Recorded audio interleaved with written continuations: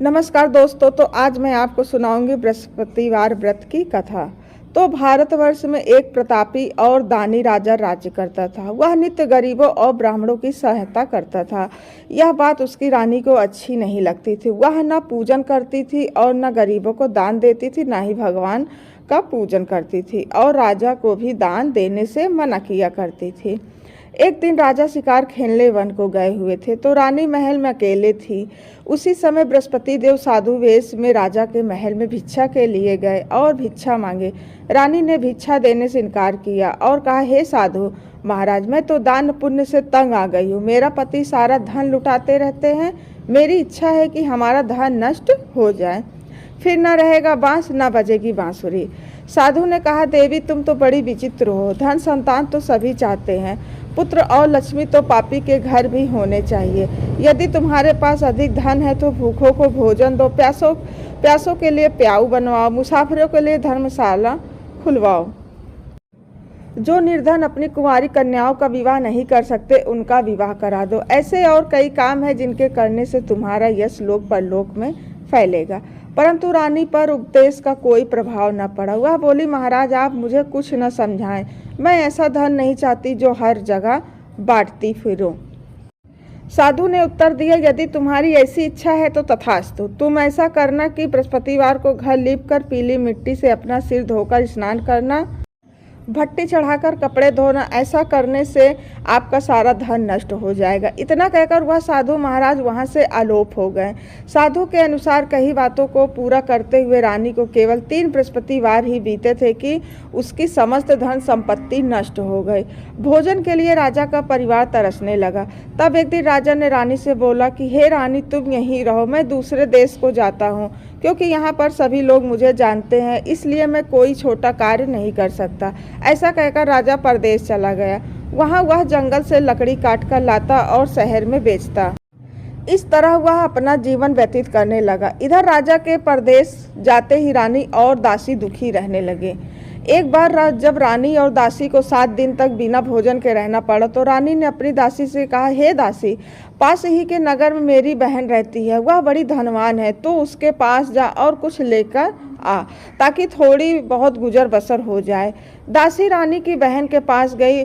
उस दिन गुरुवार था और रानी की बहन उसे उस समय बृहस्पतिवार व्रत की कथा सुन रही थी। दासी ने रानी की बहन को अपनी रानी का संदेश दिया, लेकिन रानी की बड़ी बहन ने कोई उत्तर नहीं दिया। जब दासी को रानी की बहन से कोई उत्तर नहीं मिला तो वह बहुत दुखी हुई और उसे क्रोध भी आया। दासी ने वापस आकर रानी को सारी बात बता दी। सुनकर रानी ने अपने भाग्य को कोसा। उधर रानी की बहन ने सोचा कि मेरी बहन की दासी आई थी, परंतु मैं उससे नहीं बोली, इससे वह बहुत दुखी हुई होगी। कथा सुनकर और पूजन समाप्त करके वह अपनी बहन के घर आई और कहने लगी, बहन, मैं बृहस्पतिवार का व्रत कर रही थी। तुम्हारी दासी मेरे घर आई थी, परंतु जब तक कथा होती तब तक न तो उठते हैं और ना ही बोलते हैं, इसलिए मैं नहीं बोली। कहो दासी क्यों गई थी?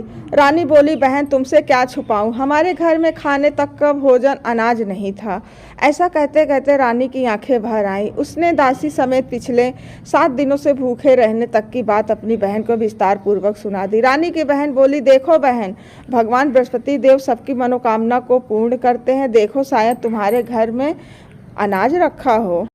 पहले तो रानी को विश्वास नहीं हुआ, पर बहन के आग्रह करने पर उसने अपनी दासी को अंदर भेजा तो उसे सचमुच अनाज से भरा एक घड़ा मिल गया।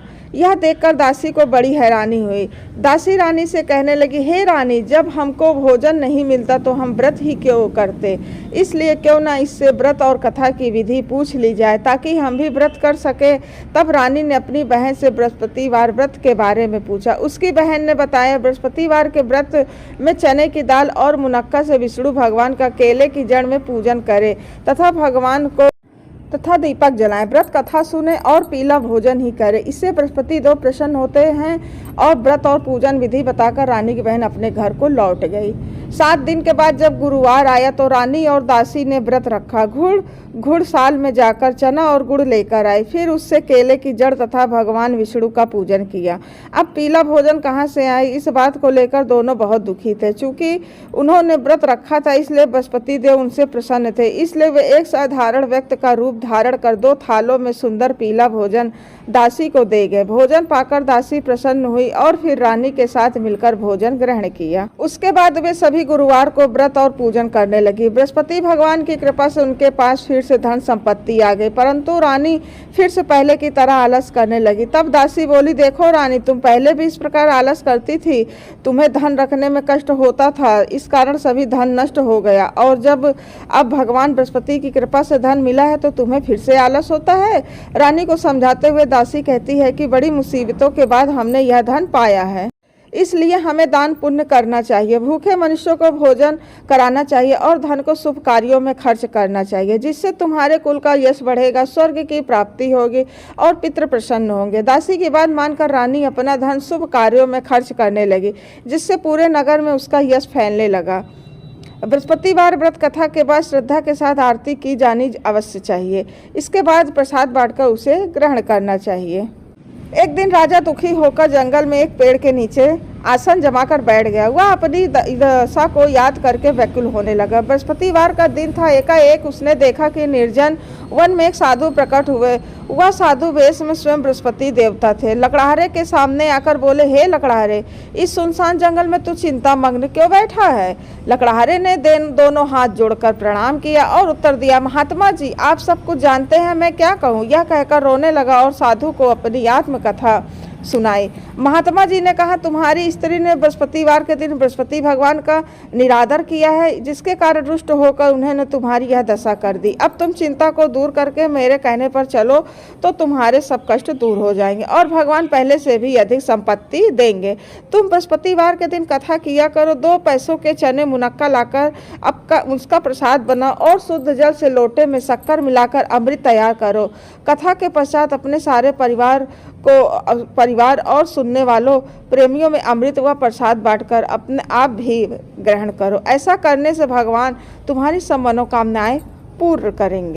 साधु के ऐसे वचन सुनकर लकड़हारा बोला, हे प्रभु, मुझे लकड़ी बेचकर इतना पैसा नहीं मिलता जिससे भोजन को उपरांत कुछ बचा सकूं। मैंने रात्रि में अपनी स्त्री को व्याकुल देखा है, मेरे पास कुछ भी नहीं है जिससे मैं उसकी खबर मंगा सकूं। साधु ने कहा, हे लकड़हारे, तुम किसी बात की चिंता मत करो। बृहस्पतिवार के दिन तुम रोजाना की तरह लकड़ियां लेकर शहर को जाओ, तुमको रोज से 2 गुना धन प्राप्त होगा, जिससे तुम भली भांति भोजन कर लोगे तथा बृहस्पति देव की पूजा का सामान भी आ जाएगा। इतना कहकर साधु अंतर्ध्यान हो गए। धीरे धीरे समय व्यतीत होने लगा। फिर वही बृहस्पतिवार का दिन आया। लकड़हारा जंगल से लकड़ी काटकर किसी शहर में बेचने गए। उसे उस दिन और दिन से अधिक पैसा मिला। राजा ने चना गुड़ आदि लाकर गुरुवार का व्रत किया। उस दिन से उसके सभी क्लेश दूर हुए, परंतु जब दोबारा गुरुवार का दिन आया तो बृहस्पतिवार का व्रत करना भूल गए। इस कारण बृहस्पति भगवान नाराज हो गए। उस दिन उस नगर के राजा ने विशाल यज्ञ का आयोजन किया तथा शहर में यह घोषणा करा दी कि कोई भी मनुष्य अपने घर में भोजन न बनाए, न आग जलावे, समस्त जनता मेरे यहाँ भोजन करने आवे, और जो इस आज्ञा को जो न मानेगा उसे फांसी की सजा दी जाएगी। इस तरह की घोषणा संपूर्ण नगर में करवा दी गई। राजा की आज्ञा अनुसार शहर के सभी लोग भोजन करने गए, लेकिन लकड़हारा कुछ देर से पहुंचा, इसलिए राजा उसको अपने साथ घर लिवा ले गए और ले जाकर भोजन करा रहे थे तो रानी की दृष्टि उस खूंटी पर पड़ी जिस पर उसका हार लटका हुआ था। वह वहां पर दिखाई नहीं दिया। रानी ने निश्चय किया कि मेरा हार इस मनुष्य ने चुरा लिया है। उसी समय सिपाहियों को बुलाकर उसको कारागार में डलवा दिया। जब लकड़हारा कारागार में पड़ गया और बहुत दुखी होकर विचार करने लगा कि न जाने कौन से दुख पिछले पूर्व जन्म के कर्म से मुझे यहाँ, उसी समय तत्काल बृहस्पति देव साधु के रूप में प्रकट हुए और उसकी दशा को देख कहने लगे, अरे मूर्ख, तूने बृहस्पति देव की कथा नहीं करी, इस कारण तुझे दुख प्राप्त हुआ है। अब चिंता मत कर, बृहस्पति देव वार के दिन कारागार के दरवाजे पर 4 पैसे पड़े मिलेंगे, उनसे तू बृहस्पति देव की पूजा करना, तेरे सभी कष्ट दूर हो जाएंगे। बृहस्पतिवार के दिन उसे 4 पैसे मिले। लकड़हारे ने कथा कही। उसी रात्रि को बृहस्पति देव ने उस नगर के राजा को स्वप्न में कहा, हे राजा, तुमने जिस आदमी को कारागार में बंद कर दिया है वह निर्दोष है, वह राजा है, उसे छोड़ देना। रानी का हार उसी खूंटी पर लटका है, अगर तू ऐसा नहीं करेगा तो मैं तेरे राज्य को नष्ट कर दूंगा। इस तरह रात्रि के स्वप्न को देखकर राजा प्रातः काल उठा और खूंटी पर हार देखकर लकड़हारे को बुलाकर क्षमा मांगी तथा लकड़हारे को योग्य सुंदर वस्त्र आभूषण देकर विदा किया। बृहस्पति देव की आज्ञा अनुसार लकड़हारा अपने नगर को चल दिया। राजा जब अपने नगर के निकट पहुंचा तो उसे बड़ा आश्चर्य हुआ। नगर में पहले से अधिक बाग, तालाब, कुएं तथा बहुत सी धर्मशाला, मंदिर आदि बन गई हैं। राजा ने पूछा, यह किसका बाग और धर्मशाला है? तब नगर के सब लोग कहने लगे, यह सब रानी और वादी के हैं। तो राजा को आश्चर्य हुआ और गुस्सा भी आया। जब रानी ने यह खबर सुनी कि राजा आ रहे हैं तो उन्होंने बांदी से कहा, हे दासी, देख राजा हमको कितनी बुरी हालत में छोड़ गए थे, हमारी ऐसी हालत देखकर वह लौट आए, इसलिए तू दरवाजे पर खड़ी हो जा। आज्ञा अनुसार दासी दरवाजे पर खड़ी हो गई। राजा आए तो उन्होंने अपने साथ लिवा लाई।